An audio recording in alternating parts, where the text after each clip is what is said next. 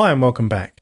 In this tutorial we're going to start building our drum kit from the beatbox sample that we sliced in the previous tutorial, and we're going to start work on our kick drum, and we're going to basically take the beatbox kick that was in slice 1, this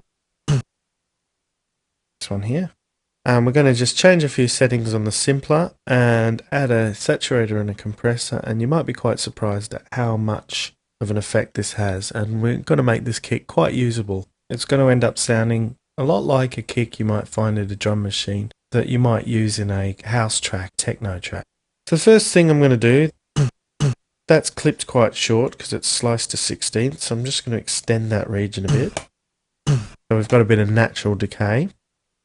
And then I'm going to double click on a clip slot to create a new clip. And I'm going to double click on the first beat of slice 1 to create a new note.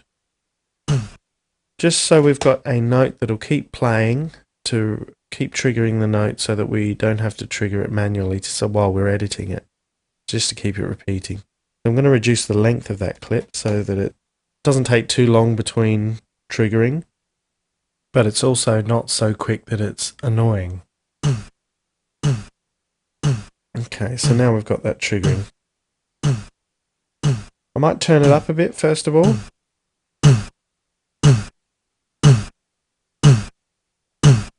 Right, well, one of the most important settings for a kick drum is the pitch envelope.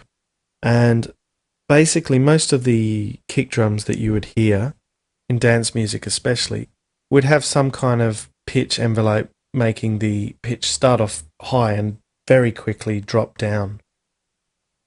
One of the reasons for this is because when designing some of the older drum machines, the designers were attempting to emulate the sound of real drums. And with real drums, the sound of the beater hitting the skin actually tightens the skin a little bit, which raises the pitch a little bit. So the pitch rises very rapidly and then drops very rapidly. So this is the first thing we're going to do to our kick drum. We're going to use the pitch envelope in the simpler to create this kind of effect. So the pitch envelope is accessed by pressing the pitch tab here and then enabling it by pressing this button. And we have to turn the envelope setting up here, and we're going to turn it all the way up to 48.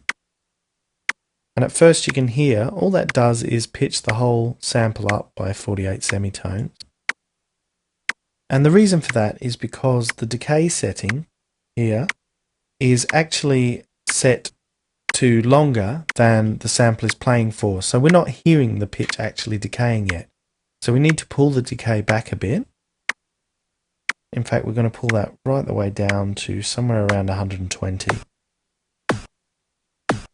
And I'm going to turn the sustain down a little bit so that it levels out a little bit lower. And you can hear just by doing that, that already makes it sound a little bit punchier, and even that's a little bit more usable. I might just transpose it down a couple of semitones as well.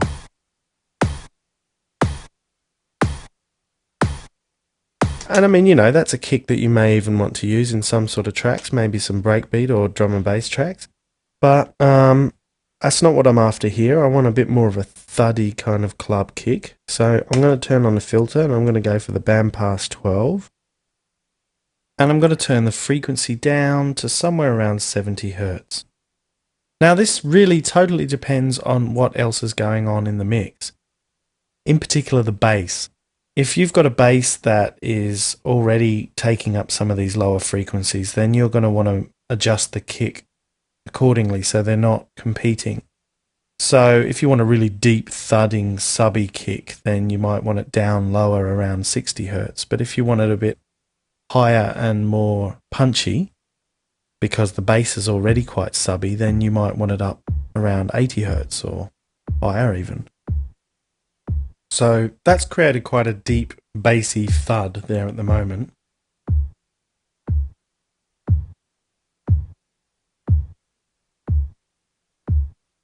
So you can hear that's made it very bassy, but it's also made it sound quite dull. We've taken out a lot of the top end frequencies, which gives it its brightness. So what we're going to do now is add a compressor to level it out a bit. So we'll just find it here in the device browser. There we go. Now we can either drag it to the end of the chain there, or we can just drag it straight to the pad, and that'll insert it at the end of the chain automatically. So if we just pull the threshold down and put the ratio up, and then the output up a bit, you can hear that's already leveled it out quite a lot. We can hear a lot more of the brightness coming back. What it's basically done is it's squashed the dynamics a bit so that the lower frequencies are no longer much louder than the higher frequencies. So it's leveled it out so that the balance is a bit more even between low and high frequencies in that sound. So I might add a saturator now, and I'll just stick it in between the two of them. Just turn the output down first. It's always an idea with the saturator, and then the drive up a little bit. And that's bringing back even more of the brightness, bringing it out front a lot more.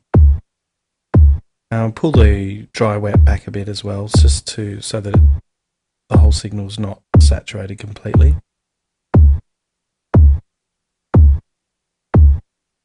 Now this kick is not sounding too bad. You could actually use this in quite a few different types of tracks. But at the moment I'm not entirely happy with it because of the way it decays. It's a bit too sharp, sort of sounds a bit gated. So the way to sort that out is to have a look at the volume envelope settings. We can access those by pressing the volume tab here. And you'll notice that all of the knobs have these little green squares here. And if you look down in the status bar here, it tells us this parameter is controlled by the macro control attack of the enclosing rack. That tells us that these are mapped to these macros over here. Now on one hand that could be useful because you could just select the rack and use auto mapping on your controller to control the envelopes using these macros. The problem with that is that every slice in this rack is also mapped to these macros. We don't want that because as we start changing all the other sounds, we're going to want to give them their own independent settings. So we're going to need to unmap all of these macros. Now the reason these are mapped like this is because the built-in preset when we slice this sample is set to map all these by default. We can create our own presets using the defaults folder, which will allow us to use a different preset when we're slicing that stops this from mapping automatically.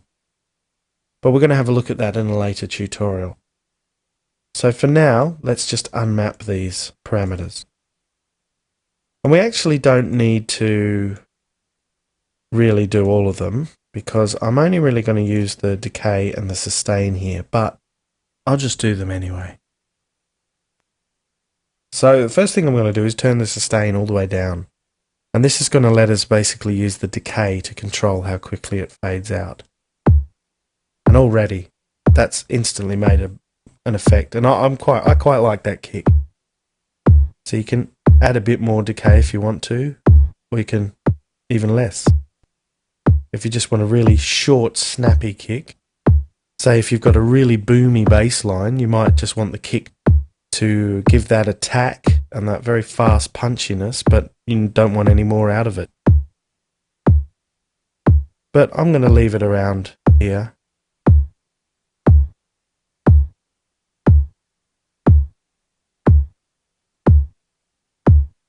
And really that's pretty much it. I'm quite happy with that kick drum.